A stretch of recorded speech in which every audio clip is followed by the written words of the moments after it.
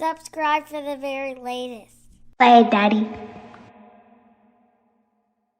I think that's why a lot of athletes are already not waiting to quote unquote retirement to make that jump. They already they have an idea probably like early on or midway through it at the very latest to say either I'm going to start to do some type of analyst work, maybe do a podcast, do some other side business, because they know that first they don't want to eat up all that capital they don't save.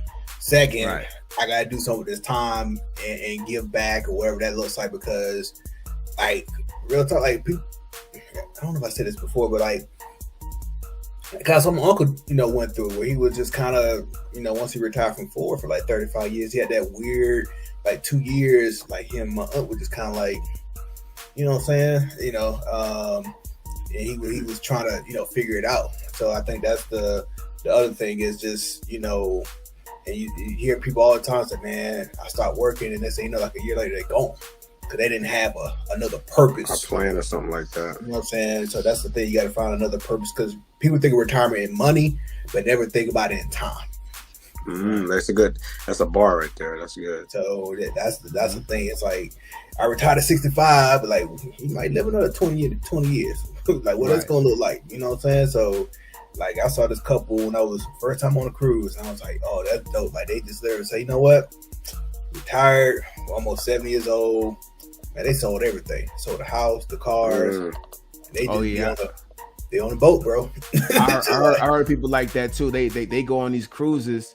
And like I think I met one couple. I want to say me and Tay, my wife Tay, was probably in Jamaica on our honeymoon. And we met this couple that they basically sold everything, and they were living.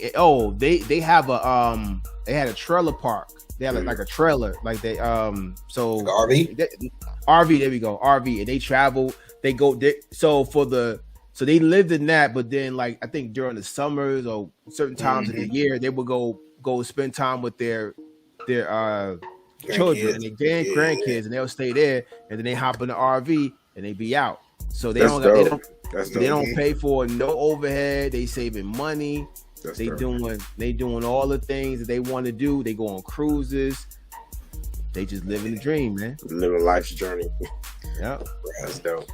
They probably they probably cutting all kind of just memories and pictures. Like they probably did more in that short period of time than all their working years. Like just from a travel standpoint, how much money could you actually save if you just sold everything, got into Winnebago or whatever, and just traveled around? If you want to go on a cruise, whatever, but you don't have any like regular expenses like you do in a house.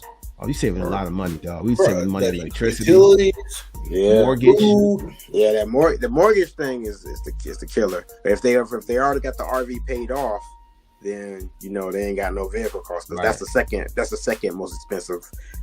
It's gas. They spend money on gas. Gas is okay, but the most expensive debt is like the mortgage. Then you got whatever your vehicle. If you got a tag. And they got to find somewhere to park the RV, so that costs money as well. It's not. I think neither the gas or trying to find a way to park your RV has anything like that's nowhere comparing to how much you're paying for like a car note or a mortgage. You good? Yeah, you know how easy that is just to wake up and you ain't got to make up a bed. Yeah. Food, son. Yo, it's a lot of days. I'm like, bro, I got to work. I got to think about what my breakfast gonna look like. Right. Dinner gonna look like. I'm gonna tell you what really just, as they were telling me this. I'm gonna tell you what happened. We'll I guess officially get started with the podcast. It was a mental erasing process that they experienced. It's like they woke up. And this is why I say this, because they realized all the stuff that they stored in their house, they didn't need it. Junk. Yeah, that's the majority of us, man. I think that's the majority of us. They realized all they needed was a roof over their head, and all they needed was each other. That's dope. That's all that they woke up. And you know, I would pray one day that I can wake up like that. Like just one day understand that this stuff, I don't need it. I don't need nothing. I get my kids. I mean, obviously I need a place to raise my kid, right? So this what I have right now is great. I'm blessed. But after my kids are grown, what else more than I need? I don't need. They should say, yo, I don't need much more. We listen. I got a car and a house at the same dang time. We got each other. We got money in the bank. We can travel. If we want to get out this RV, we tired of being on top of each other and being in the RV. Hey, we out. Let's go on a 30-day cruise if we want to. We can go on. We can do whatever. They can do whatever they want.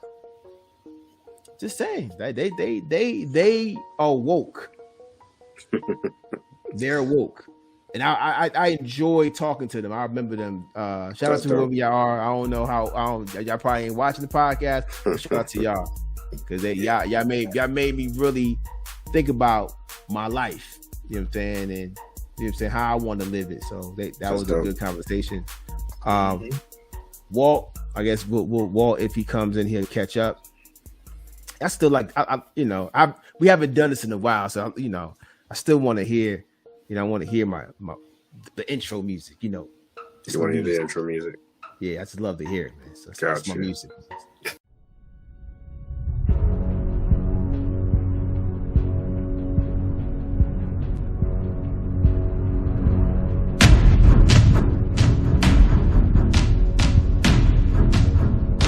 Play, Daddy.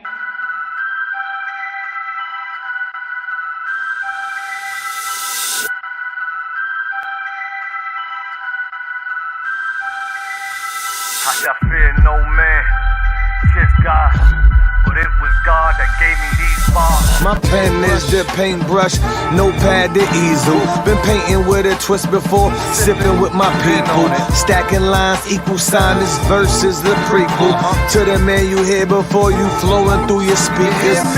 Hempstead Nights, silky slim with the pearly whites. Earned a rep being smooth with the ladies. Plus could fight, kept the knife in his inside coat pocket. 22 strap on his ankle as another option. Protege of Chocolate Tay and OG from around the way. Used to run numbers and push yay. No Yeezy.